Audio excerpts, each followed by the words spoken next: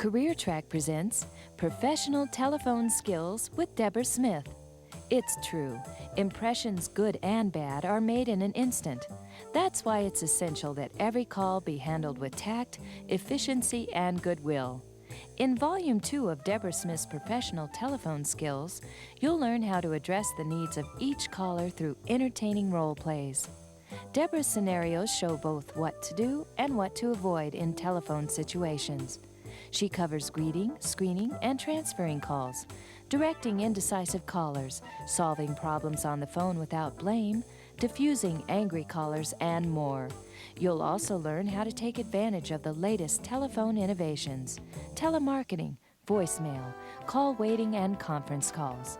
As you watch Debra, you'll discover how to make every call both positive and productive. And now, Professional Telephone Skills with Debra Smith. Thank you.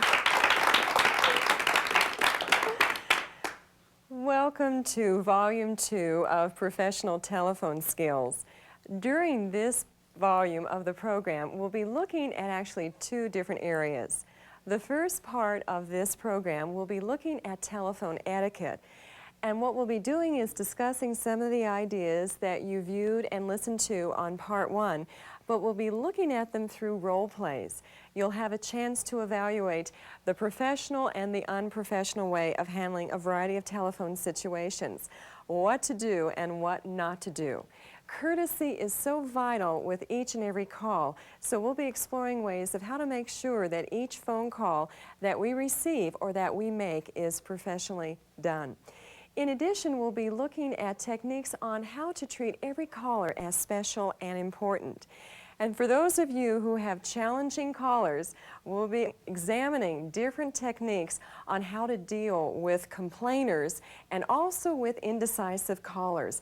The people who call and they have no idea what they want, and your job is to figure out not only what they want, but make sure that you satisfy them. In the second part of this volume, we'll be looking at telephone technology, the latest telephone innovations. Particularly, we'll be examining ideas on voicemail and recorders, also call waiting, conference calls, and telemarketing. So be thinking about your particular situations, not only on the job, but also in your personal life when you're dealing with telephone calls. We'll be focusing throughout on how to make each call positive and productive. So let's begin.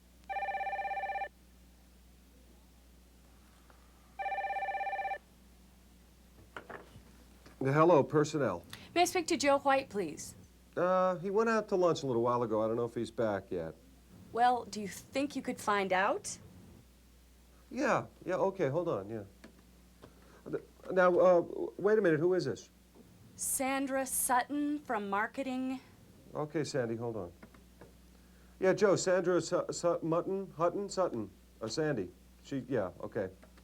Yeah, he said to put you right through. Lately, though, when we transfer calls, it doesn't, something's wrong. So if you get cut off, call back. Yeah, well, good luck, yeah. All right, now after looking at that typical office situation, what do you think? What went wrong? Just about everything. When you think back to the person who was calling and the person who was receiving the call, what were some of the problem areas, particularly with the person who was receiving the call? He was distracted. He was distracted. What was he doing? Reading the paper. Reading the paper. He was doing something else, not giving his undivided attention. That's right. And doesn't that happen sometimes when your phone rings, you're in the middle of perhaps looking at your mail, writing a report, a letter, maybe looking out the window, and all of a sudden you have to stop what you're doing and then switch to that telephone call. So he was distracted. What else went wrong? What about the way he butchered her name? Saying Miss Mutton, Hutton, Sutton, and notice that he also called her Sandy. What name did she give him? Sandra. Sandra, that's right. One thing too is the way that he transferred the call. He said that, you know, this may not go through, kind of made an excuse that we have this really antiquated phone system around here, and good luck if you get to the right place, but I'm not held accountable if you get disconnected. So again, not really showing very much concern for her, treating her in a very unprofessional manner. How many of you have talked with people like that who treat you in a similar way? Maybe not use the same words, but just kind of shrug you off and want to get rid of you quickly. After all, you're an interruption of their day. They see you as a nuisance rather than as a person to serve. Now let's take a look at what should have happened. First of all, the initial greeting. Notice that the telephone rang several times. When is the best time to pick up the phone? No later than the third ring. Typically second, no later than third ring. Also, to make sure that before you pick up the telephone, to smile. And I know that it is kind of hokey to do that, but wow, can you ever hear that smile over the telephone? And that too will help the person who is calling feel more relaxed and feel as if you're more interested in what it is that you're saying to them. Make your voice upbeat. Make sure there's energy in your voice. He sounded not only disinterested, but almost as if he was half dead. Make sure when you answer the telephone that you identify your organization and also give your name. That's important, rather than hello, personnel, to make sure that you convey to the person who you are and what part of your organization you are representing. Avoid abbreviations and even acronyms. If you do use them, first spell them out so the person will know what ABC means or PCS if you do use abbreviations or acronyms. One other thing is when you are talking to someone, particularly when you're giving your name, to avoid Sandy here, Sam here, Sandy speaking, Sam speaking. The best way when giving your name is to say, this is Sam, or this is Sandy, or Sam Jones, or Sandy Williams. But avoid adding words such as speaking or here after your name. Second point, make sure that you volunteer information. Notice that when he was giving information, he wasn't offering much of anything at all. Don't have the caller drag information out of you. Be willing to give them as much information as you possibly can. When placing people on hold, explain why you're doing that. He did not do that. Also make sure that when you are putting someone on hold that you use the proper name that they have given you. Remember not to mix it up. And if you don't know the name, what can you do? Very simply. Sir. Ask the person for their name again or say sir or madam. That would be a professional thing to do. Another thing when you're putting someone on hold is not to say hold on or hang on. Unprofessional. It would be better to say, will you please hold? May I place you on hold? Whenever someone says to me, hang on, I want to say, hang on to what? So again, ask for it in a courteous and professional way. When you ask someone, may I put you on hold or will you hold, what do you need to wait for? You need to wait for an answer, that's right. Because so often have you had people say to you, will you hold? And you're about to say, no, I can't hold, I'm calling long distance. And what do? They put you on hold just like that. So make sure that you do wait for a reply when you ask, will you hold, or may I please put you on hold? Another thing that you can do is just say, please hold or please wait. If you don't have time to wait for an answer, just make a very short statement, please hold or please wait. In addition, when you put someone on hold, make sure that you don't keep them on hold any longer than 30 to 45 seconds. If you do need to keep them on hold longer than that, be sure to let them know that you have not forgotten about them. Check back with them every 30 to 45 seconds unless you've already conveyed to them that you're going to be researching something and it will take a few minutes for you to track down the information. One other thing to remember about holding is if you do need to put someone on hold and it's going to take longer than they have time for, be sure to offer to call them back. That's important. If you're not able to hold, may I please have your name and phone number and I will return the call. When you are screening a call, in fact, how many of you have had to screen phone calls? Any of you ever have to screen phone calls? When someone is calling to speak perhaps to your manager or your boss, first state that the person is not available and then ask for the caller's name. You don't want to ask, who is this, and then say, oh, he's not available or she's not available, because how will that sound? It'll sound as if they don't want to talk to the caller. That's right. It will sound as if you are screening. So first state that the person is not available and then ask for the person's name. When the caller is needing to speak to your manager and you do discover that it is someone that your manager wants to talk with, one thing that you can do if you've already said he's not available or she's not available is to come back with, oh, I do know that he wants to talk with you. Or I do know that she asked me to interrupt her in her meeting when you called. She has asked me to locate her when you called. And the caller then will feel so special, feel so important. One other thing that you can do when you're screening is if the person does not give you his or her name, offer your name. And very simply to say, my name is Debra Smith and your name is, otherwise known as fill in the blank. And typically then people are much more receptive to giving you their name once they have heard your name.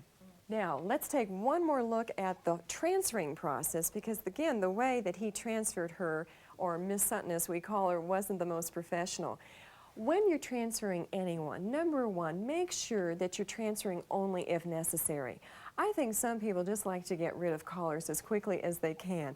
So make sure that you only transfer when you absolutely have to.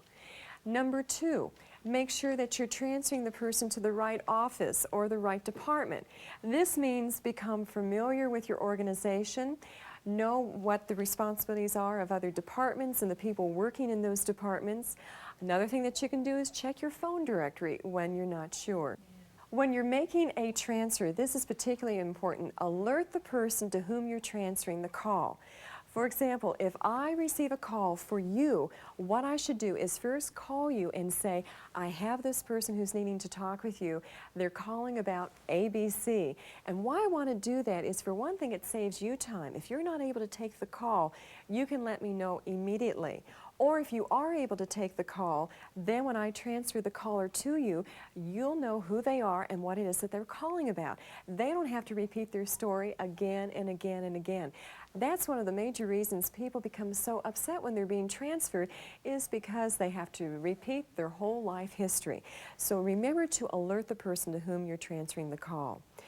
Number four, when you return to the caller, explain why you're transferring the person and to whom, so that they will have that information. I need to transfer you to the customer service department so that you'll be able to find out the answer to your question.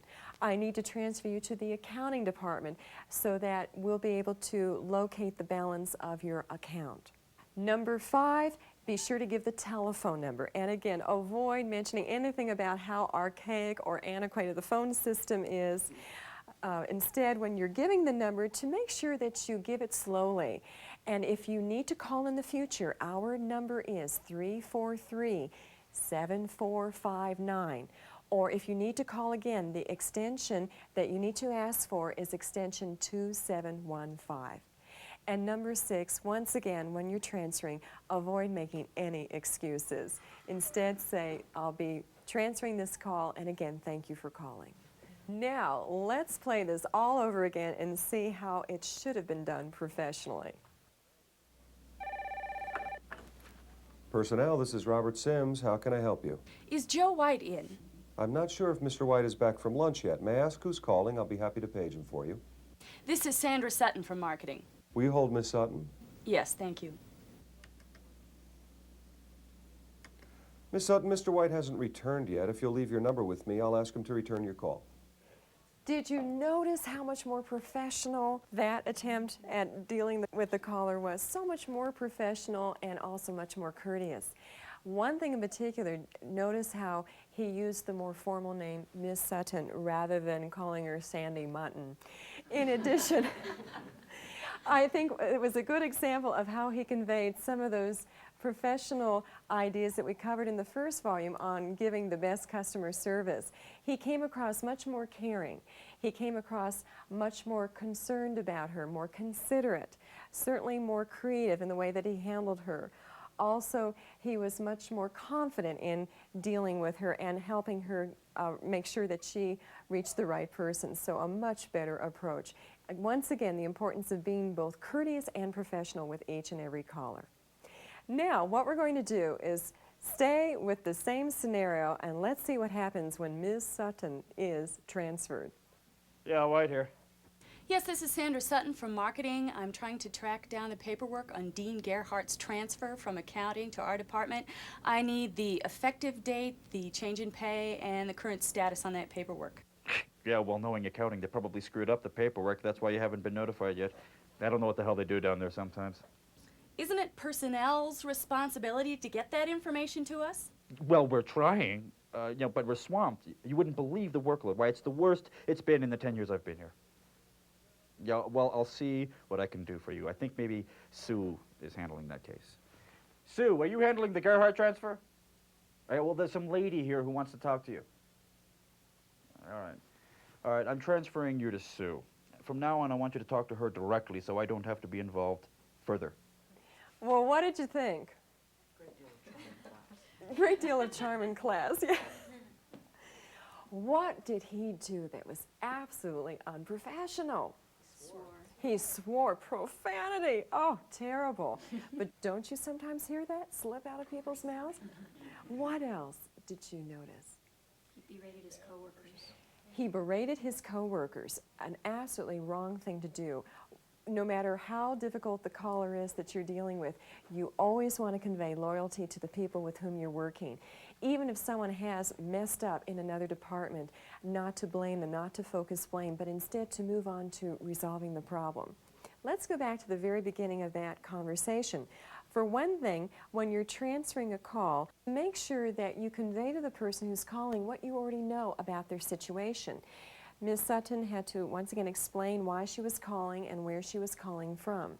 In addition, do not bore people with your problems. They have enough of their own, and no one wants to hear about all the problems that I'm having, how swamped I am, how much work I have to do. One thing that I noticed in his language, which was not very reassuring to her, was he used the expression, "I'll try." Now, what does the word try mean?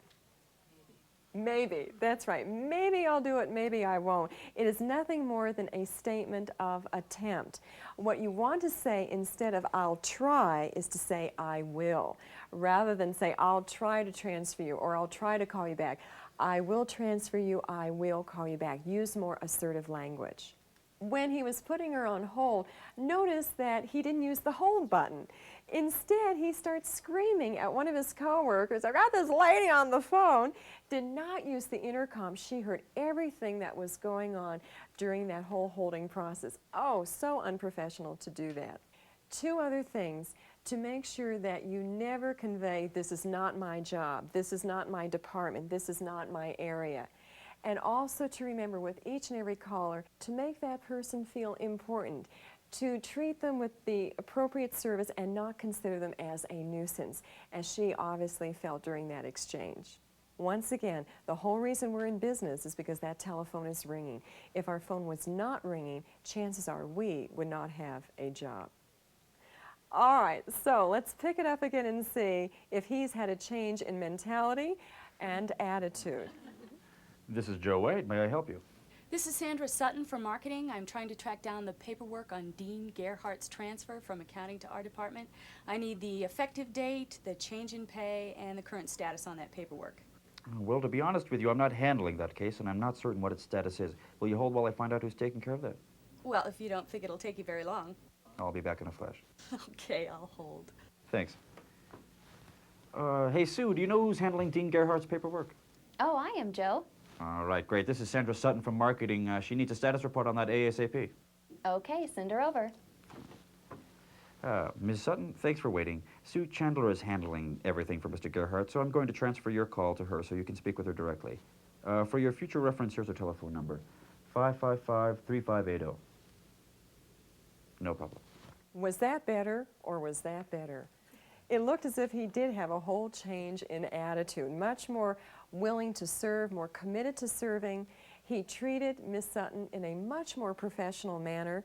Even his voice tone changed. Not only was his language professional, but his voice tone, again, conveyed that care and concern.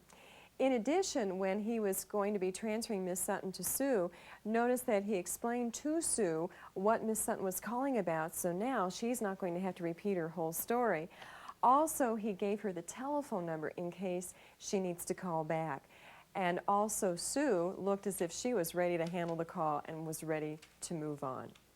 Now, let's go to Sue and see how she handles Miss Sutton. Hi, this is Susie. Mr. White said something about paperwork on somebody's transfer. Yes, we're trying to process the transfer on Dean Gerhardt, but we haven't received any paperwork, and we're just wondering if everything's been done so that he can start his new job next week. Oh, gee, I remember typing something on that. Did I goof? Well, I guess somebody down there did, because we haven't received anything and nobody has any idea what's happening. We need him to start next week, and we just want the status on the transfer. Gee, I'm kind of new. Now, let me get all this down and I'll look into it for you. Okay, I got it. I'll get back to you as soon as possible. Bye-bye. Well, now, Susie doesn't quite look like she's got it together. What did you notice during that situation from the very beginning? Painting her nails. She is painting her fingernails and talking on the telephone at the same time. Oh, incredible. What else? She was also chewing gum, an absolute no-no. Have you ever talked with people who, when they're on the telephone, they're chewing gum, or they're eating, that's right, eating their lunch, potato chips no less. They're drinking something, or they'll be smoking and you can hear the puff, puff, puff going on. Or they have something in their mouth, they're chewing on something. Absolutely incredible, chewing gum and painting her fingernails. What else about her was absolutely unprofessional? She told him she was new. She said she was new. It sounded as if, they just hired me in off the street. I was just hanging around. They decided to put me at this desk for the day. So let's once again analyze what didn't work and what should be done differently for the next time. In terms of the first situation, the transfer did not go through as well as it should have. Susie, who was receiving the call, came across not too bright, unprofessional. She did not stop painting her fingernails. She also used language that sounded too juvenile for that professional setting. Another thing was when she was taking the message, I was concerned that she wasn't taking a complete message, just jotting down a couple of ideas, and who knows, the person receiving the message will probably not be able to figure out what she was actually writing down. She did not repeat the message to the caller. Miss Sutton is probably wondering, I wonder if she understood anything at all that I was saying. In addition, when she was closing the conversation, notice that she said, as soon as possible. What day of the month is as soon as possible? It could mean this afternoon, it could mean tomorrow, it could mean a week from now, a month from now. It would be much more appropriate to give the caller a specific time. I will get back with you by 2 o'clock this afternoon, or you can expect to receive a call by 10 o'clock tomorrow morning. And once again, when you're closing that conversation, to avoid bye-bye, instead to say goodbye.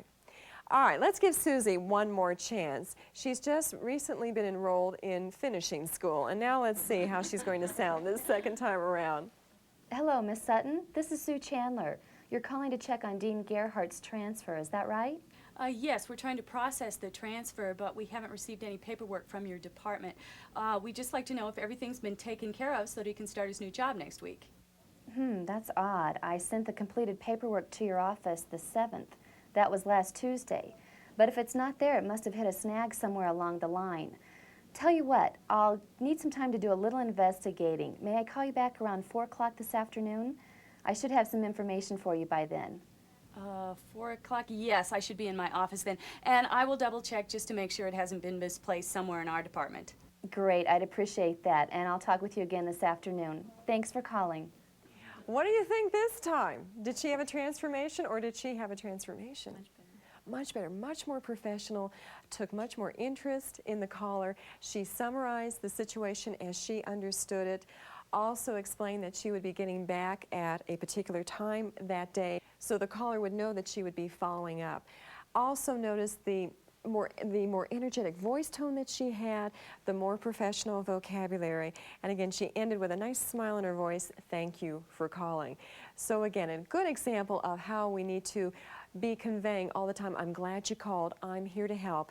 You're not an interruption of my job, you are the reason I have a job. Now, the situation that we've been looking at, Ms. Sutton has been asking about the paperwork regarding Dean Gerhardt's transfer. What we're now going to be looking at is Dean Gerhardt and how he gets involved in this situation, because somehow the paperwork has been lost. So as we move to the next scenario, once again, be looking at what the people in the scenario are doing that's professional and unprofessional. This is Dean Gerhardt. My transfer was supposed to be effective last week and nothing came through. This was a good move for me. Marketing said they talked to you about processing the paperwork 2 weeks ago. Now, what the hell is going on with you, incompetence? Well, I didn't have anything to do with it, so don't yell at me. I don't even know anything about it. Then let me talk to someone who does. Okay, okay. Yeah, Mr. White, there's some guy in line 2. He's really hot. I already talked to him. He wants to talk to you. You handle it. White here. What's wrong? I'll tell you what's wrong. My transfer got loused up because you couldn't process a simple piece of paperwork. Me? I didn't handle your transfer. Just calm down and give me the information, and that way I might be able to help. My transfer was supposed to be effective last week. Marketing said they sent the paperwork to you over 2 weeks ago. Now what's going on? Yeah, well, you're not the first person who's been delayed just a few days. You'll have to go back to marketing and get the date they sent the transfer paper to us. Then you have to check with Di at our front desk to see if it ever got logged in. Then you call me. This is a tough situation. How many of you have had to deal with angry, irate, emotional people in your work? And when you think about it, sometimes they call you when you least expect that type of call. It's a way of really challenging us, because we often have to pull ourselves together quickly in order to know how to deal with them effectively. One thing, no matter what type of angry, irate person you're dealing with, remember not to make the mistake of becoming defensive yourself. So to remain calm, I know that's easier said than done, but to remain calm. Listen and hear the person out. So often when someone is telling me about their problem, I either tune them out until they stop talking, or I start having those internal monologues with myself where I'm saying such things as, I can't believe I have to deal with someone like you this morning or this afternoon. I don't get paid enough to have to deal with your type. Or all you people, all you ever do is attack me. You know, this is not fair. Life is not fair. Do you ever hear yourself saying those things? We sure do. So I've got to make sure that when that person is telling me about his or her problem, I listen to them, I hear them out, and I don't interrupt. What happens when you interrupt someone who's upset? They become more upset. They really are ready to blow. All right, let's go through the steps of how to diffuse an angry person. Number 1, take it professionally. Remember, I know this is easier said than done, but take the anger professionally, not personally. What this means to me is to consider the source of the anger. I have found more and more that some people have been angry since age 3, and no matter what you do, they will still be upset with you. But if you soak it up like a sponge, you're going to have a short life expectancy. It's called burnout, or stress is coming your way. So remember to not allow yourself to buy into the anger. Typically when people are angry, they're not angry with us, they're angry about our organization, they're angry about a situation. We just happen to be the target or the scapegoat. Number 2, listen to what the person is saying. Remember, there is a difference between hearing and listening. I hear pretty well, but I don't listen as well as I should. And that means to make sure that you do not become distracted by anything else. Sometimes we might find ourselves looking out the window, or looking down at the papers on our desk, or looking at someone in our office, to make sure that you give total attention to the person who's upset. Now, one word, though, about listening. If you don't say anything over the telephone, what might the upset person think? That you're not listening, that you've fallen asleep. So you need to occasionally let the person know that you're paying attention. How can you do that? That's right. You can say things such as, yes, I understand, I see, Even if you end up grunting, do something to let the person know you're on the other end of the telephone. Now, number 3, convey empathy. Empathy to me is the most important thing to do in addition to listening. What empathy means is putting yourself in the other person's shoes.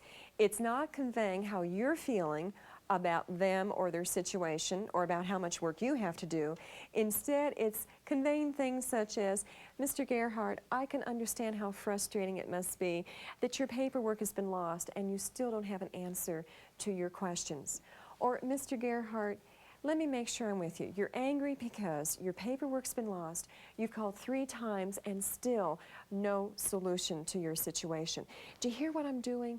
I am acknowledging how that caller is feeling. Probably angry, frustrated, annoyed, irritated, maybe resentful, perhaps disappointed. And then I'm also coming back and repeating his situation, his problem. Why is it important to not only reflect the feelings, but restate the problem that the angry person has conveyed to you? Why do you need to do all that? Show concern. It shows concern. That's right. And it also conveys that you have heard their situation. Many times when people bring problems to us, what we'll do is we may listen, but as soon as they stop talking, we immediately give them an answer. We immediately work on giving them suggestions. And have you found at all that when people are upset, they don't always want answers right away, or solutions, or suggestions? What they most want is for people to listen, serve as a sounding board to show that they care. And that's what empathy does. It's a way of acknowledging how upset the person is, letting him or her know that you do understand what's going on, and also repeating their problem or situation to them. One word of caution though, when you convey empathy, please never say, "You know, Mr. Gerhardt, I know exactly how you feel." Why is that the kiss of death if you say that? Because you don't know how they feel. You don't know how they feel. I know how I feel, but I have no idea how anyone else on this wonderful planet feels. All I can do is acknowledge or attempt to understand how he's feeling, but I should never make a blanket statement, "I know how you feel. Let me tell you how you feel." No, this is what I'm sensing you're going through. Here's my understanding of your situation. Now let's see what we can do about it. Number 4, after conveying empathy, ask questions to identify needs and wants. Asking questions is one of the best techniques that you can use, not just with angry people, but whenever someone perhaps is confused. Asking open-ended questions, questions that start with words such as how, what, why. Asking more specific questions, one-word questions that usually start with words such as where, when, how many, who. And then you can even ask yes or no questions that help the person narrow his or her focus. Yes or no questions would be questions that begin with words such as can, could, will, would, is, are, am. And again, the whole reason for asking these questions is to identify what's really bothering the person. If you notice that sometimes when people are angry, they'll tell you one thing, but they're upset about something else, and you need to do some probing. You need to find out more specifically what's really causing the anger. They don't necessarily tell you right up front. Number 5, share information. Don't tell the person what to do. Notice in that role play, the voice tone was extremely brutal to Mr. Gerhardt. Now, we can say he deserved it, but after all, he's the customer. No customer deserves that kind of treatment from any representative of an organization. Number 6, use positive wording. Avoid the phrase, "you have to." How do you feel when someone says, "you have to"? Pressure. Ready to fight. Pressure, ready to fight. Do you ever want to say, "just try and make me"? You know, again, I become defiant when someone says, "you have to." What I suggest is, or here's something that I encourage you to do, or what you need to do. Use more assertive language rather than aggressive language. Number 7, offer options. And when you're offering options, one of the best ways of doing this is to tell people what they can do, not what they can't do. Most of the time, even when people are not angry, they don't want to hear what they can't do. Focus on the positive wording. Focus on what they can do, not what they can't do. Number 8, summarize your understanding of their situation. And that's what should have been done. Mr. Gerhardt should have known that the person he was talking with understood the situation and summarized it. Then, after you summarize, move on to point 9, which is to thank the person, even if they're calling with a complaint. Thank you for calling. Thank you for bringing this to my attention. And then number 10, follow up, making sure that you commit to following up in whatever way that you possibly need to. You say to someone that you're going to do something, make sure you follow up. One other thing about complaints, welcome them in your organizations. How I look at complaints, my customers, my callers are giving me a second chance to do business.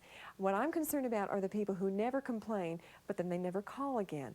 So when someone does call with a complaint, don't take it personally, don't become defensive.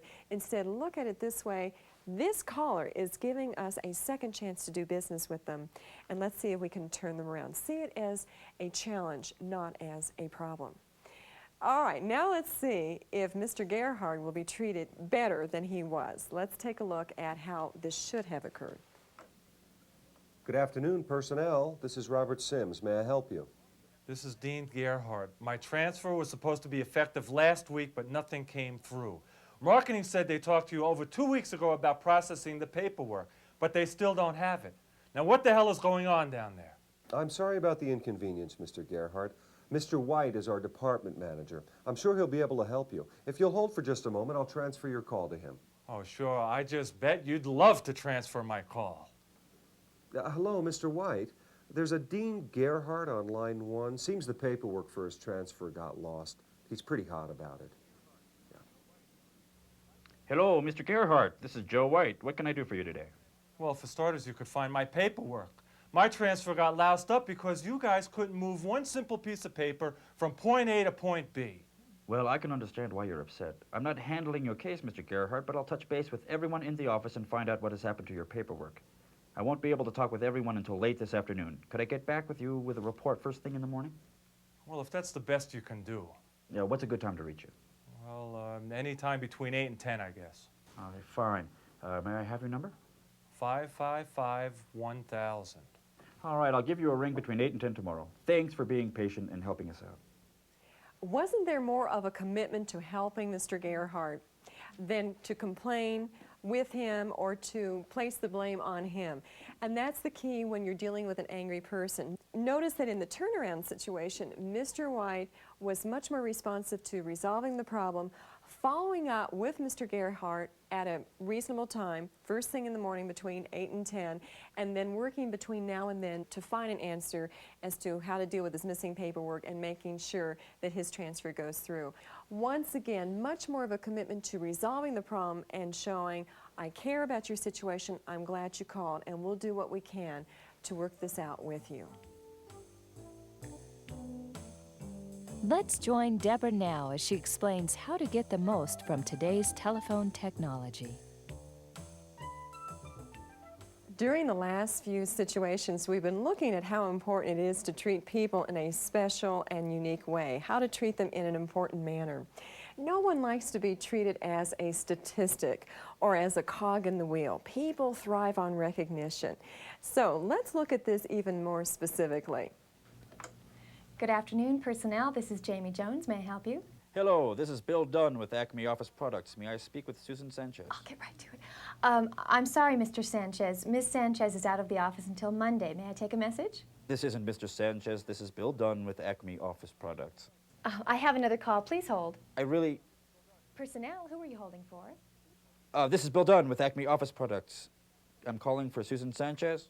I'm sorry, sir. Miss Sanchez is out of the office until Monday. Could you call her back then? No, I'd like to leave a message. Please tell her the materials she ordered won't be available until Tuesday next week. That's the 11th. We'll ship the order the 12th, and she should receive it by the 17th. Now, if she has any questions or problems... No problem, sir. I'll have her call you as soon as she gets in Monday. Thanks for calling. Hey, wait a minute, you guys. Oops, I forgot to get that guy's phone number. Well, Susan probably has it. If not, he'll probably call back. All right. What was not businesslike in that telephone situation? Well, she was conducting business while she was still talking on the phone. She was conducting business while she was still talking on the phone with Bill Dunn. Notice that she was carrying on another conversation. Have you ever had people do that? When you call, and even before answering the phone, and they'll continue their conversation before they give their initial greeting. That's right. She was distracted. She was talking with other people. What else? She did not get his name. At the close, she did not repeat his name to him, nor did she get his telephone number. What else happened? She should have offered to take a message and say, can you call back when she returns? She should have offered to take a message. May I please have your name and phone number, and I will call you back, or I will ask Ms. Sanchez to call you back. In addition, she did not take a complete message. He was rattling off 3 dates to her, and do you think that she jotted down those 3 dates? She didn't write down anything, and who knows what kind of a message, if any message, is going to turn up. At the close, when she said, I didn't ask for his number, she probably thinks he's going to call back, but he probably won't call back. He may very well decide, forget about this, and in the future, I'm going to limit the amount of business that I'm doing with this organization. All right, let's review. What does it take to treat people in a special and important way? Number one, when you're treating people over the telephone, as we've already talked about, give people your undivided attention. I want to emphasize that one more time because it's so important that you let people know that they are your most important concern at that moment. No other conversations, no other paperwork, no looking out the window, not becoming involved in any other distractions. Number two, listen to what the person is saying. We've already talked about listening, but let's review the benefits. Remember that listening builds trust between you and your caller. It also builds character, and it's a way of helping you look more confident when you listen and show concern about the caller's problem or situation. Number three, use words such as thank you and please. They have not gone out of style. And so when someone is calling about a concern, thank you for calling. Please let me see if I can help you with this situation. Number four, be the customer's representative.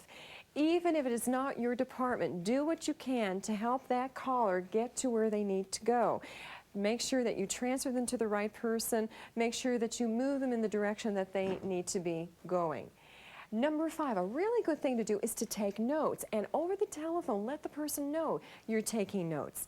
Will you say that one more time so I can jot that down? People will really think that you're paying attention when you let them know that you're taking notes.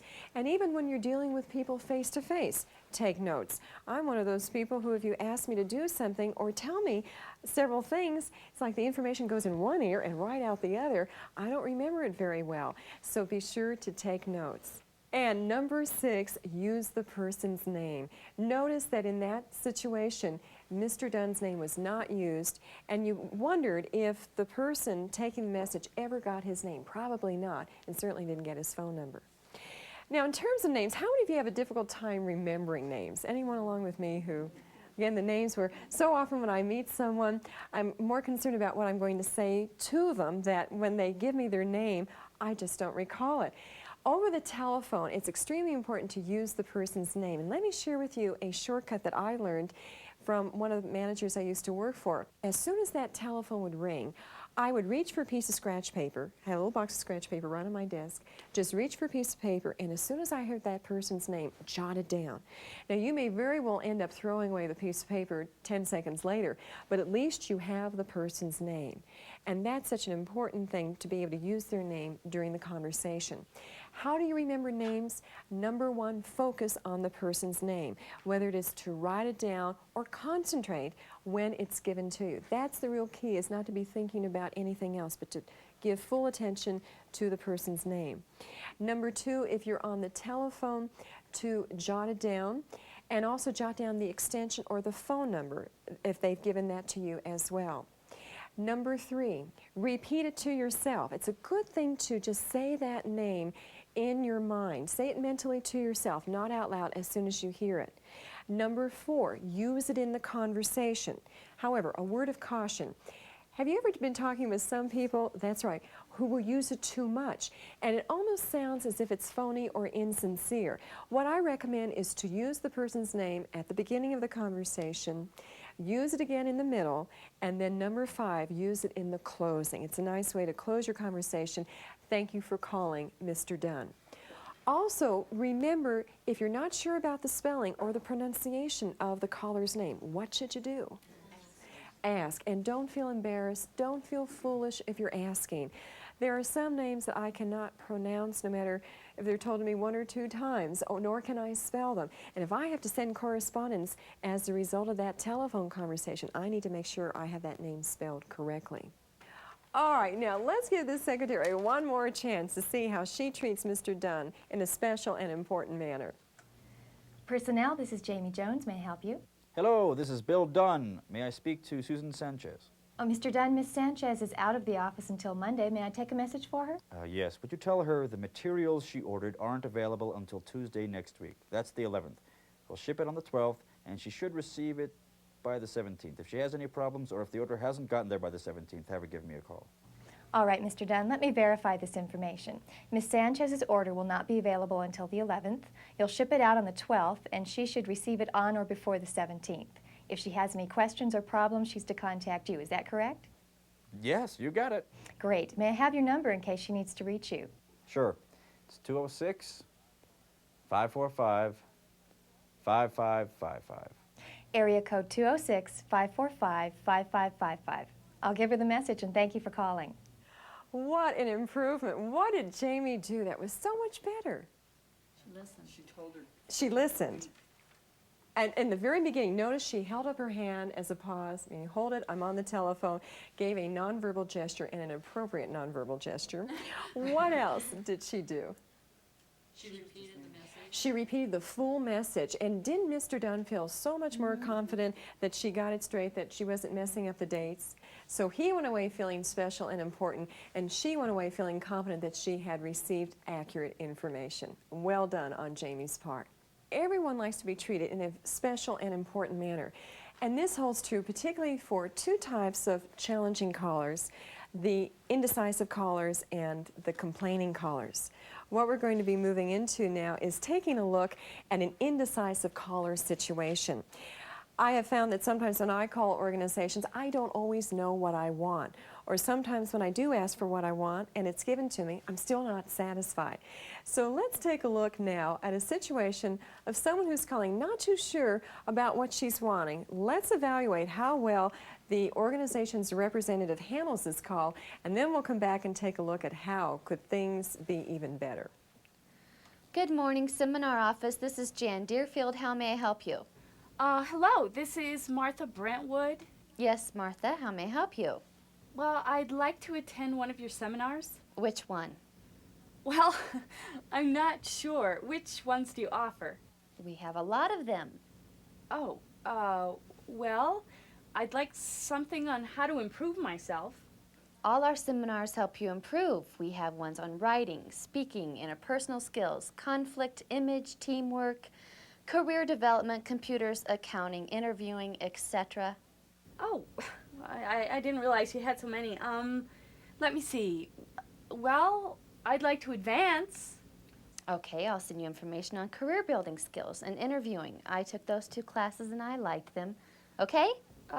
Yes, but what about that one about interpersonal skills? Can you explain to me about that? That's how to get along with people, not on getting a promotion. Well, you need to be able to get along with people in order to advance. Yes, you're right. Look, I'll send you information on interpersonal skills. What's your address? And that one about computer skills, can you explain that one to me too? Ma'am, I haven't got all day. Which courses do you want me to send you information about? Well, I'm sorry, I'm not sure which one I want to attend. Look, I'll just send you one brochure on every course, okay? Now, what's your address? 3058 Plum Creek Lane, Denver, Colorado. Okay, it'll go out in the mail today. Thank you.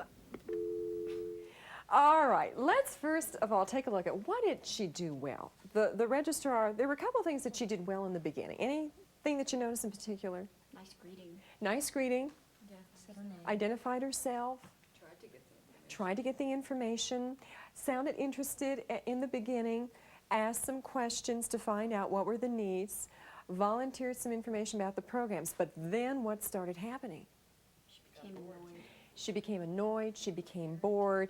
You're taking up my time, lady. You figure out what kind of course you need. You need, in fact, everything in our catalog was what she was conveying near the end. And so we'll just send you the whole catalog and then, start enrolling, and maybe the next 10 years you can get through the program. The thing about it is, at the end, she cut off that customer, and notice how she hung up while the other person was just about to say thank you and then click in her ear. Really rude and discourteous.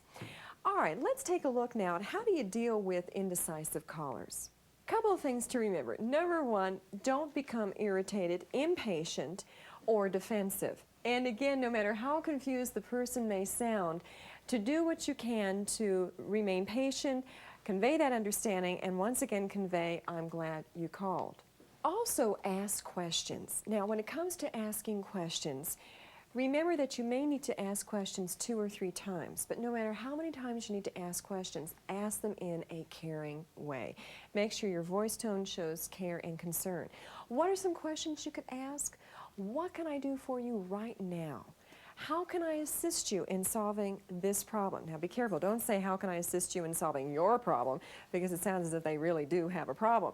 I have a lot of problems, but I don't like people telling me, well, what can I do to help you with your problem? I usually say it's going to be your problem in about 2 seconds. So instead say, what can I do to help you with this problem or with this situation? What is it that you would most like changed? What can I do to help make a difference in this situation? So again, ask open-ended questions, ask them in a caring way, and remember that sometimes you have to ask them 2 or 3 times. Not only ask open-ended questions, but as we've already covered, ask even more closed-ended questions, questions that can be answered with just a yes or a no, as a way of helping this person narrow his or her focus. Now, something else, after you ask questions and you move on to solving problems, offer options, but limit the options. My recommendation is when you offer options to offer no more than 3 options. And the reason I say 3 is it's usually easier for someone who is indecisive to make a decision when only given 3 options rather than when given 13 options. After you ask questions, be sure to listen and then learn from what the person is telling you before you recommend. And when you're recommending, remember, not recommend what you want the person to buy or what you think you would like if you were in that person's shoes. Identify what the person is needing and then make your recommendation based on what their needs are. Once they decide, based on your recommendation, what they're going to do, give them the reassurance that their decision is a good one. Don't say it's the best one or it's the right one, but that it's a good one for them. All right, let's give this lady one more chance when it comes to registering this customer for a program, and let's see if she does an even better job now. Registrar's office, this is Jan Deerfield. How may I help you? Hello, I'm Martha Brentwood. Yes, Miss Brentwood. What can I do for you today? Well, I'd like to attend one of your seminars. I see. Which one would you like to sign up for? Well, I'm not sure. Which ones do you offer? Well, we offer quite a few, with topics ranging from stress management to improved business writing skills. Oh, I didn't realize you had so many. Let me help you narrow the field a bit. Are you available to attend anytime Monday through Friday, or are you restricted to evening hours only? Evenings, probably. Oh, but nothing later than 10 o'clock. I've got to be into work at 7:30 in the morning. That's fine. Now, which would you rather emphasize, specific technical skills, career building skills, or interpersonal relationship skills? I'm sorry. I'm just really not sure. I'd like something that could help me get a better job. I mean, you know, something that teaches you how to communicate better with other people. Well, the career building skills and interviewing techniques are a couple of classes that you might be interested in. Why don't I send you a copy of our general course outlined? It gives you a brief description of all of our seminars. And I'll send along more detailed brochures of the classes that I mentioned to you. Once you've decided, you can get back to me and we'll select the best times to fit your schedule. Oh, yes, that sounds perfect. Now, if you'll give me your address, I'll send those out today. Was that an improvement? It sure was. So remember, when you're dealing with someone who's indecisive, to think about what is it that they're needing, focus on their needs throughout, limit the number of options that you give them, remain patient, ask for complete information, and then also give them the chance to follow up with you afterwards, after they evaluate the information, to see if you can answer any other questions or assist them any further in making the decision. Now, there's another type of challenging caller in addition to the indecisive caller, and that's the person who sometimes calls and complains, but not necessarily angry. Have you ever dealt with people like that? Something's gone wrong, they're not really upset, irate, but they're concerned about not getting something, or perhaps something's happened to their order, or they haven't been treated in the way that they think they should have been treated. Remember now, complaints do not always equal anger. But what can cause the person to feel angry is the way that they're handled. If they're not handled professionally or in a business-like manner, then their emotions can quickly lead to them feeling angry and upset. So let's take a look at how to deal with a complaining caller. Good afternoon, Maybells. May I help you? Yes, I'm having some trouble with my refrigerator. Could you please... One moment and I'll connect you to that department. Appliances, Jones here. I'm calling because I'm having some trouble with my refrigerator, and I'm not sure... Excuse me, sir. We don't handle repairs in this department. I'll transfer you. But I just want a manual. Shipping? What? Did you say shipping? Yeah, what can I do for you? Look, I'm just trying to get some information about my refrigerator. Oh, you want appliances? Hold on. Appliances, Jones here. Oh, for heaven's sake. Look, I've got a simple problem with my refrigerator, and all I want... We don't handle repairs here. No, not on your life. No, do not transfer me again. No, no. Now, all I want is to find out where I can get an owner's manual for my refrigerator, if that's not too much to ask. No, that's not a problem. I'll transfer you to customer service department. Oh, not again. How do you think the customer's feeling right about now? Frustrated to heck with this outfit. That's right. Have you ever experienced, though, something like that where you're being transferred from one department to another, and you don't even have a chance to finish what you're saying about why it is that you're calling before the person cuts you off? Notice that he was calling with a complaint, but how did he feel at the end? He felt angry. That's right. And notice how the anger also drifted over to the representatives of that organization, so everyone was feeling angry, annoyed, resentful of the amount of time that they were taking. How do you deal with complaints? I'm going to suggest that whenever someone calls you with a complaint, that you first of all convey the attitude, thank you for letting me know about this complaint. And I know it sounds kind of strange, but remember, once again, that when people complain, they're giving us a second chance to do business with them. When we are listening to the complaint, once again, hear them out, let the person provide you with as much information as possible, and also make sure that you're understanding what they're saying. Notice that he was calling about refrigerators and was immediately transferred to appliances and then transferred to shipping, and all he was wanting was a manual regarding his refrigerator because he was having a problem with it. It wasn't functioning, may need a repair, but was requesting a manual. In addition, give people options and offer them in a positive way. Remember, use positive wording. Let the person know that you're there to assist, that you're glad that they're calling, that you're there to help them in whatever way that you can to resolve their situation. Some good questions to ask when people are calling with complaints. How can I assist you in this situation? How can I help you resolve this problem? Ask even more questions if you need to, but the overall idea is to convey, I'm here to help you. It's you and me against your situation. It's not me fighting you. It's not me against you, but it's you and me, the two of us, working to assist you in whatever concern, whatever complaint that you have toward our organization or the product or service that we offer. After you hear the complaint, ask if there are any other problems, because that caller could hang up and then call you back right away. Have you ever had people do that? Say, and one other thing, I was just talking to you 10 minutes ago, and I thought there's something else that I'm having a complaint about. So it's good to give people the chance to voice any other concerns or complaints that they're having. Something else, and this is a real plus, do something if you can to offset their disappointment. Let me give you a specific example. This happened over the holidays with me. I ordered some candy to be shipped to one of my relatives on the East Coast. And about 3 weeks after the holidays, I called because I hadn't received a phone call or a note that they had gotten the candy. And I said, well, did you enjoy the candy? And the response from my brother was, what candy? And I said, what do you mean, what candy? Didn't you get the candy? And he said, no. Well, I immediately called the candy company, voiced my concern about not having the box of candy delivered. And rather than say, well, it was probably the carrier who didn't deliver it, they probably ate it instead, or left it with a neighbor who consumed it and then, burned all the evidence, they said, let's check into it.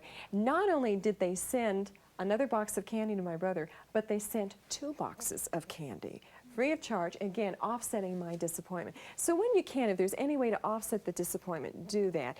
One other thing to do is after you deal with the caller, make sure you follow up in a couple of days to make sure that they're satisfied and that their concern has been resolved. Now, let's take a look at one other thing. What do you do if you have made the mistake Anyone be willing to admit that they've made a mistake for their organization, or sometimes it's the organization who's at fault? Let me suggest the number one thing to do: get to the customer or the caller before they get to you. It conveys to the customer that, hey, we're human, we're concerned, we make mistakes, we want you to know right away that it was our error and we're going to do what we can to resolve it. In addition to calling them first, be sure that you don't lie, that you don't place blame, that you don't grovel, that you don't go on and on and on. Admit it's a mistake and then move on. Some people will make lots of excuses or attempt to point the finger at other people in departments. Make sure that you explain what happened and then be ready to move on to the solution. Number 3, express regret, concern, and again, this is important that you convey this in your voice tone. That's critical. If you just say, "I'm sorry we made the mistake," it doesn't really convey much concern, much care. And then once again, move on to resolving the problem. What can we do to assist you? It was our problem. Here's what happened. We regret this happened. We apologize for the inconvenience. Now what can we do? Here are some things that we can offer to you. Here's how we can resolve the situation, the problem. And one other thing, when all else fails, be willing to apologize, even if it's not your department that's made the mistake. I really become concerned when people start blaming shipping or the warehouse or marketing or personnel or accounting for errors. We should accept responsibility no matter who in our organization has made the mistake. I apologize that this has happened, I regret this has happened, and then move on. But again, focus on solving the problem, not placing blame. All right, let's turn it around now and see how to handle this complaining caller much more effectively. Customer service, this is Gloria Smith. May I help you? I doubt it. Look, why don't you just save us both some trouble and transfer my call to another store? Excuse me, sir? This is Maybell's customer service department. Is there something I can do to help you today? Yeah, well, maybe. All I want is a copy of the owner's manual of the refrigerator that I bought there. But all I've gotten since I called you people is the runaround. I apologize for the delay. I'd like the chance to rectify the situation if possible. Can you tell me what the problem is? Well, the problem is I can't find out who I need to talk to get an owner's manual. Well, I can take care of that for you, sir. Let's go with first things first. May I have your name and address? Yeah, my name's Joe Smithers, 1993 Strawberry Cove. Fine. Do you have the model number for your refrigerator? It's the Cold Air Model A702. You know, the one with the double doors? Cold Air Model A702. Just give me a moment to check. Oh, I see we're out of those manuals right now, but I can special order one for you and have it to you in 5 to 7 days, if that's all right. Well, I kind of need some help now. I can make an appointment for one of our service reps to come take a look at your refrigerator tomorrow afternoon if you like. Or if you prefer to do the work yourself, you can call Wallingers for a manual. I know they carry that line of appliances. No, I guess I'll have one of your service people come out. I really don't know that much about fixing refrigerators anyway.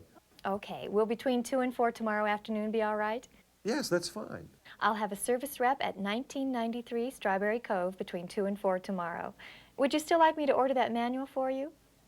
Okay, fine. Is there anything else I can do for you today, Mr. Smithers? No, that'll do it. Great.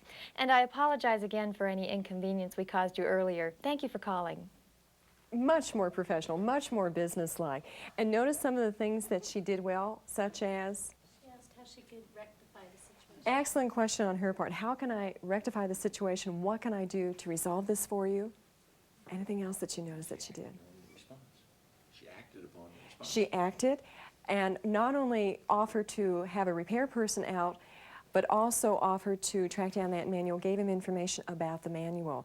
Notice she summarized at the very end, so he once again felt reassured that she understood everything that he was needing, verified his address, also the time of the repair person, and then was ready to say goodbye. Notice again, too, in his facial expressions, he looked satisfied. He said, wow, this lady is competent. This lady is a true professional. Didn't say it, but you could hear it in his voice tone and also in his facial expressions.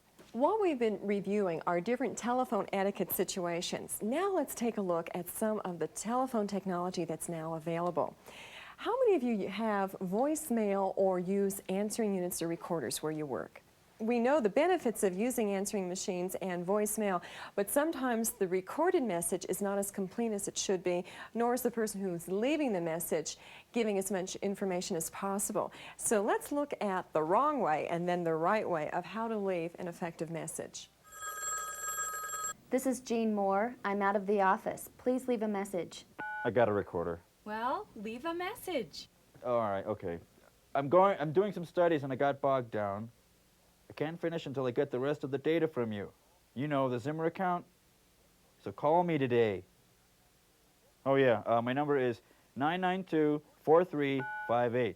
Now it's important that you call me today by 5 o'clock. All right. I think there were two things to evaluate in that situation. One, the message that was left on the recorder. Notice the person left her name and then said to please leave a message. But what other information would have been helpful? Okay. One thing was to let the caller know you have 30 seconds or you have unlimited time. Leave a complete message if you possibly can. Also to identify your organization or your department. Sometimes when people call, they don't know if they're in the right department or the right area or the right section of the organization.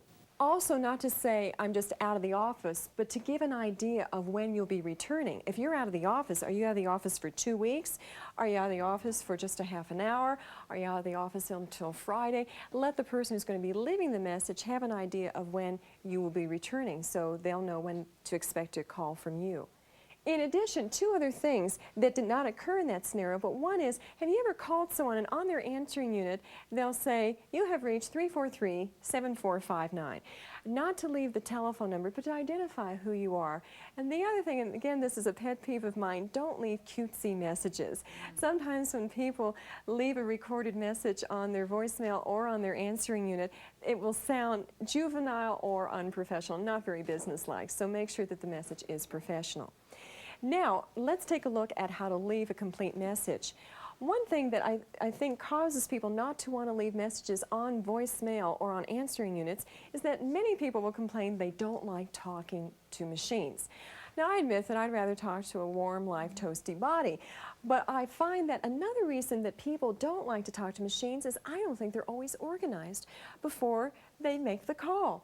That sometimes when people call us, you notice how they ramble. They go on and on until they finally figure out what question they wanted to ask you or the information that they wanted to pass along. Surveys show now that more than half of the calls that are made to people in organizations are made to either ask a question or to pass along information. So it's really important that when you call someone, keep in mind that you may receive a recorded message.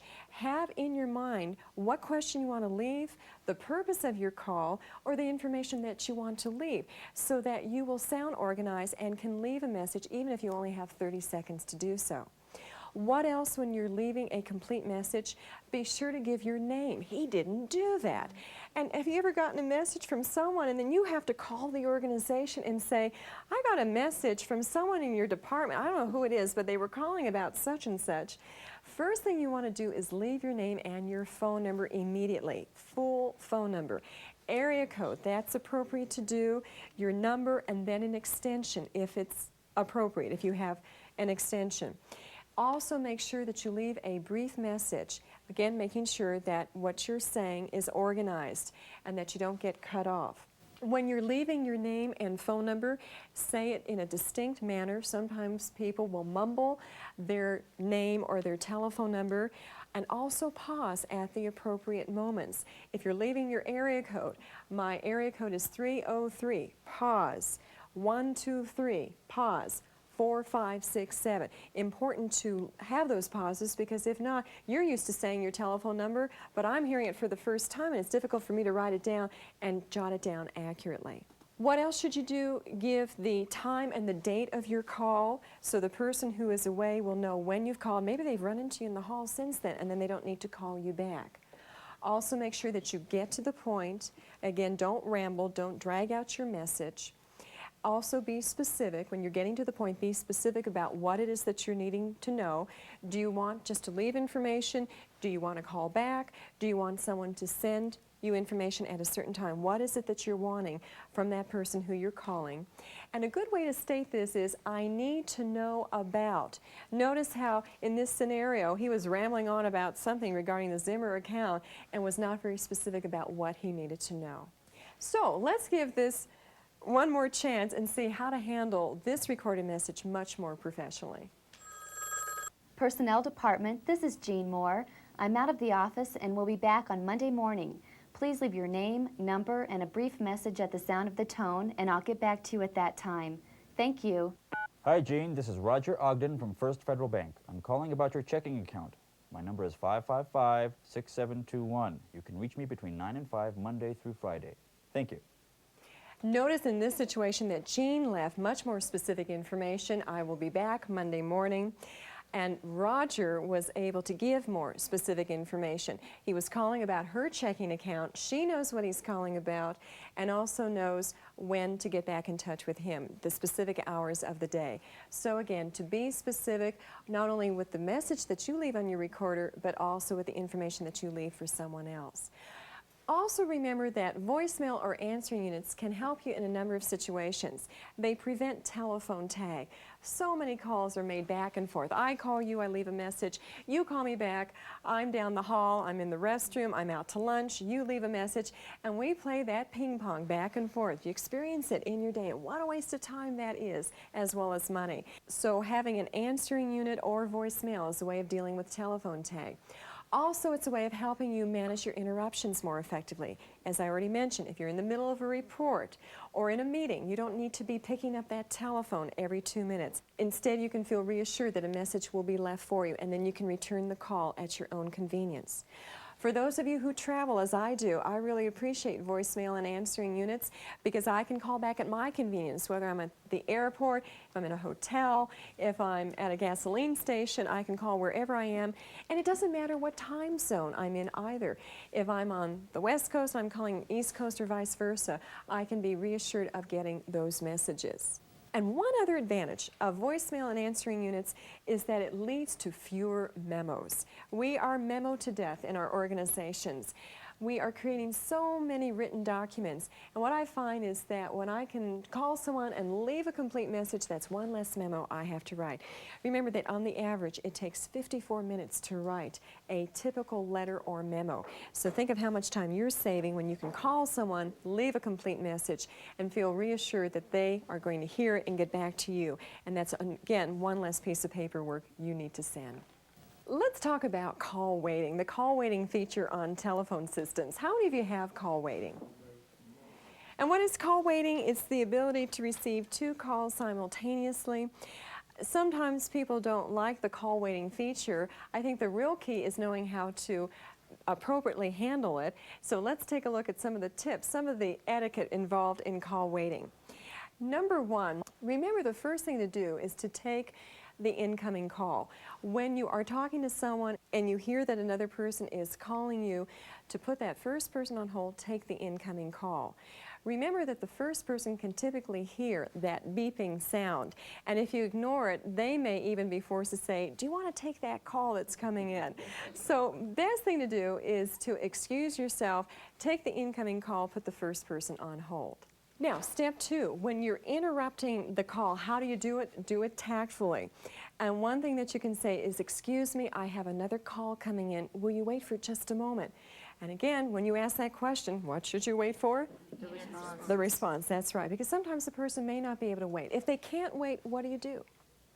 Can I call you right back? Sure. Take a message and say, may I have your number, and I will call you right back. So again, ask for the first person to wait while you're taking the second call. Number 3, inform the second person that you're already on a call with someone else and to ask them if they can hold, or if they do have a quick question, to take it at that point. But don't keep the other person, the first call, waiting any longer than 60 seconds. I actually wouldn't keep that first person waiting any longer than 30 to 45 seconds. It goes back to how long should you keep a person on hold? 30 to 45 seconds. Now, what if that incoming call takes precedence over the first call? What you can then do is get back to the first person and say, I do need to take this second call. May I please have your phone number, and I will call you back. Be upfront with the person. If the second incoming call is more important, let them know that you will call them back, but you do need to talk with this person immediately. What happens if you're interrupted more than once? The best thing to do is to apologize each time another call comes in.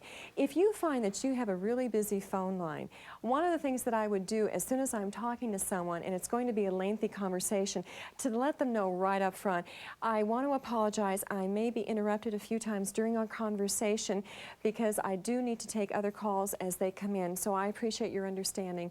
I appreciate your patience. Something else that commonly happens in an office situation is the conference call. I think what's most challenging for me in a conference call is getting everyone on the line at the same time and then making sure that there is some order to the conversation. Let's take a look at how not to handle a conference call, and then we'll take a look at a more professional way. Well, now, is everyone on the line? Yes, Bob. I'm here. Go ahead. I'm here, go ahead. Good. Who wants to go first? I'd like to, Bob. I want to talk. Excuse me, Joe, but I need to ask Marge about that report she faxed to me. I couldn't make out the graph on page 3. My graph on page 3 is fine. It's a comparison between 1989 sales and... My graph is fine too. Maybe Marge should go first. Well, I think my information has a direct impact upon the new sales figures that were coming. That's a good example of how to waste time with a lot of people who are busy and need to get back to work. How do you handle conference calls? First of all, make an agenda and distribute it in advance so everyone knows what's going to be covered.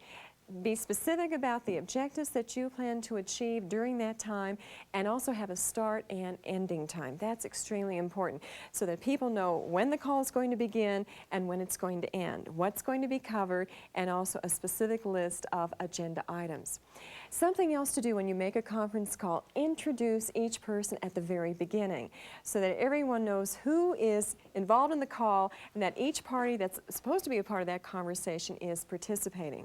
Also make sure you know who's in charge of the conference call. That's the person who needs to be managing the call so that no one else ends up taking over or taking charge of that call. In addition, it's important that you don't allow people to talk about individual issues. It's amazing how people will start talking about something that's important to them, but not important to anyone else in the conference call. So make sure that you stay with your agenda items, that you don't allow people to get off track, get on other tangents about things that are important to them, but not important to anyone else during that call. One last thing, when you are having a conference call, make sure that you're concise and that you get to the point. It's important that you respect each person's time, not only their time, but also the money involved in their positions. Now, keeping in mind that it's important to have an agenda, that we need specific objectives, starting and ending times, that people need to identify themselves, let's take a look at how to more effectively manage conference calls. Let's make sure everyone is ready. Marge? Yes. Joe? Yes. Vicky? Yes. Larry? Yes. Good. Now that we have everyone on the line, let's get started. We have several points to cover about the building expansion proposal.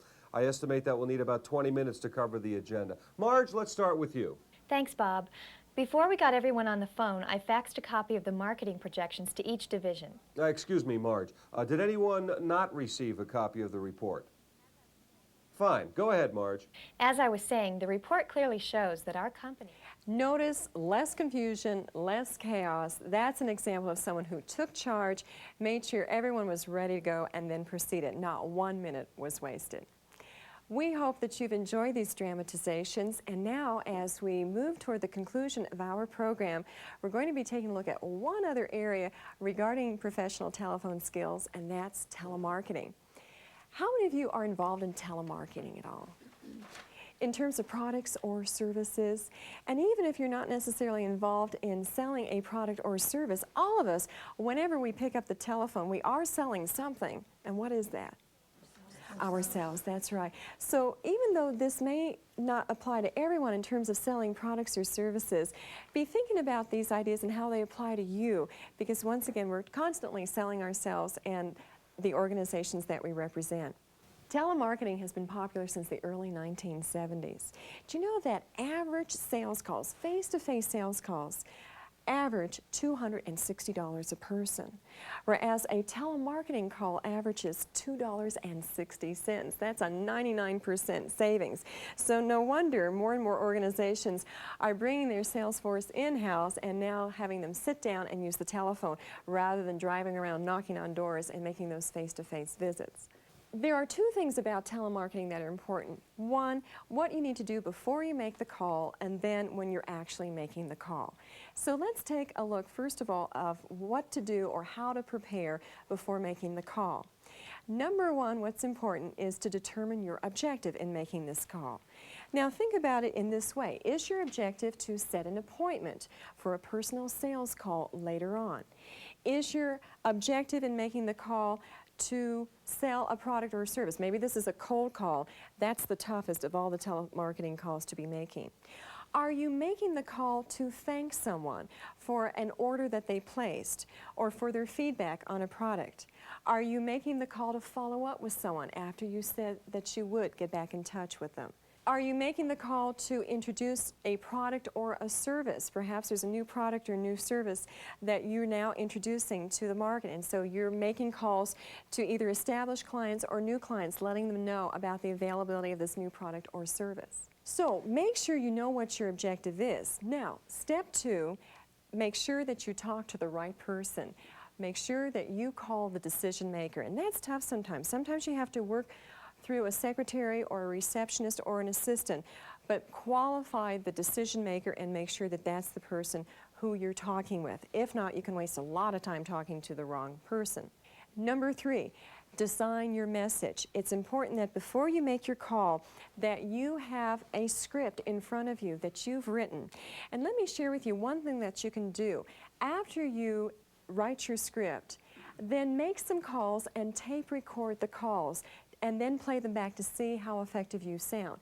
One word of caution, check with state and federal regulatory agencies about tape recording telephone calls. My understanding is that you can go ahead and tape record yourself, not necessarily the other person, which can certainly be illegal in some states. So again, best to tape record yourself and then play it back. See how effective. After you play it back, go back and edit your script. See what changes, if any, you need to be making. But that tape recording is a good thing to do. And number four, even before you make the call, make sure that your attitude conveys confidence. That is so important. How do you convey confidence?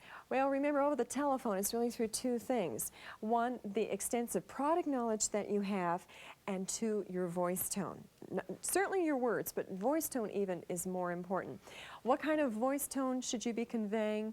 Convey a voice tone that's businesslike, that's professional. Convey a voice tone that is warm and caring.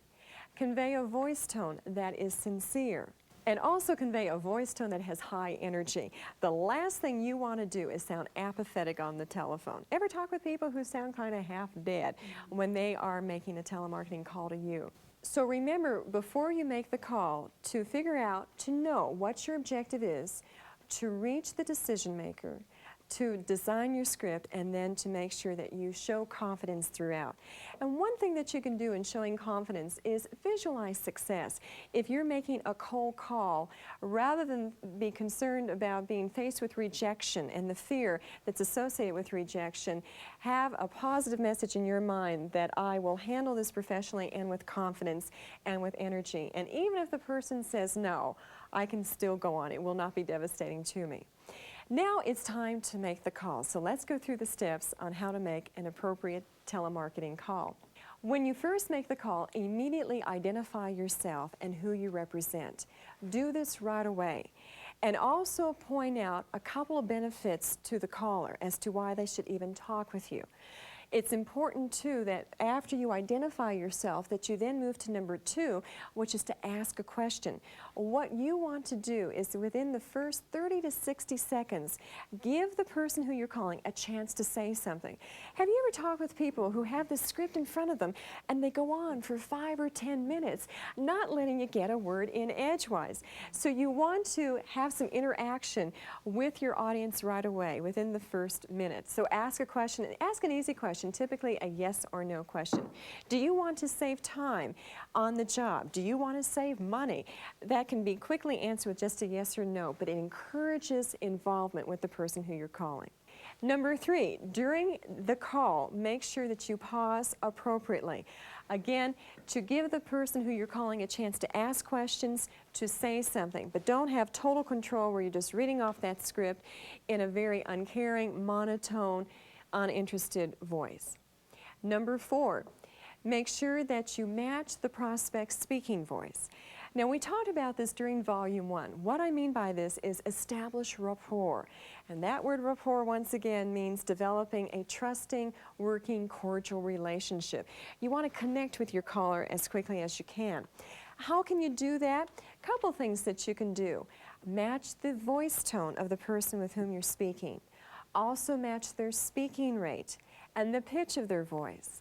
One thing that's particularly good to do, but it takes a little bit of practice, is evaluate as you're talking with this person, is this person more auditory, more visual, or more kinesthetic in terms of their word choices?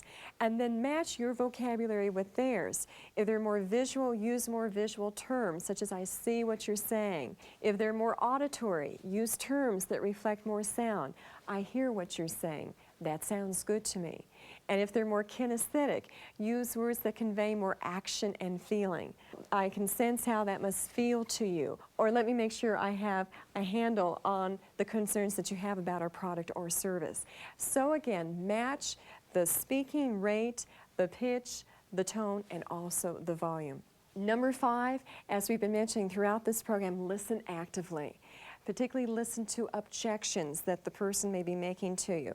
And maybe they're not making them straightforward, but be aware of any underlying messages that that person may be conveying to you. Maybe not directly, but be aware of where they're pausing, be aware of where they sound hesitant, or what questions that they're asking. In addition, when you're making a telemarketing call, repeat the prospect's name, but remember, not too often or it can sound insincere and phony. But occasionally, typically at the beginning, the middle, and at the end. Once you've gathered information about the person's needs, make your offer, and again pause to see how they respond to it. If they respond positively, then you can go into the home stretch, which is called do whatever you need to follow up and make sure that you deliver the product or the service that you're offering. If they object, pause and go back to asking specific questions to see what you can do to overcome those objections or offer some recommendations or some solutions. If possible, get a specific commitment before ending the call. Can you make the sale right now? Or could you establish a time where you could stop by in person to see this person? So maybe you can't make the call over the telephone, but you can at least make an appointment to see them in the next few days, where once you have them face to face, you're more likely to then get the commitment. And then one last thing before you conclude your call is to remember that if the person says no twice, it's time to end politely. Don't push it. If someone has said no twice, the last thing you want to do is keep them on the phone any longer and keep pushing and pushing and pushing. Probably what will happen, if they're like me, they're going to hang up on you. So after 2 no's, it's time to end politely. Some other things in terms of making telemarketing calls: don't interrupt the person who is talking with you. If your prospect is asking something or conveying something about themselves or their organization, don't interrupt. Also avoid small talk. Many times if you're discussing a product or a service and you first begin with small talk, the person doesn't really care about that. So often people will ask me, well, how are you today, Ms. Smith? And I know darn well they're not interested in how I am. What would be more effective is if they told me how what they're marketing could help me in terms of saving time, reducing my stress, helping me live a more balanced life or be more productive, but don't get into my medical history. Also, when you're on the telephone, let people know you're making notes. Again, when you let them know that you're making notes, that conveys that you're concerned about what they're saying, that you're taking what they're saying in a very important manner. What we've been covering during this program is a variety of ideas, techniques, tips, and tactics on how to be professional with each and every call. We've talked about the importance of transferring and greeting and screening, also how to deal with angry people, how to deal with people who have problems or complaints. We've also discussed thoroughly the ideas of how to deal with people in a way where they feel special and important. We've taken time to examine what to do when you're dealing with an indecisive caller, when you're dealing with someone who has a complaint. We've looked at some of the more up-to-date telephone innovations, such as voicemail and recorders, the importance of managing conference calls, how to deal when you have more than one call coming in at the same time, and now with telemarketing. What I'd like to leave you with, when you're dealing with any phone call, Sure, it's very easy to deal with people in an ordinary way, but to me the real key is to handle each and every caller with tact, with sincerity, with goodwill, and with professionalism. To make each caller feel that they're glad that they called you and your organization. And I think that's the real test, that with each and every call that you handle, to make sure that you autograph that call with excellence. Thank you very much for watching this program.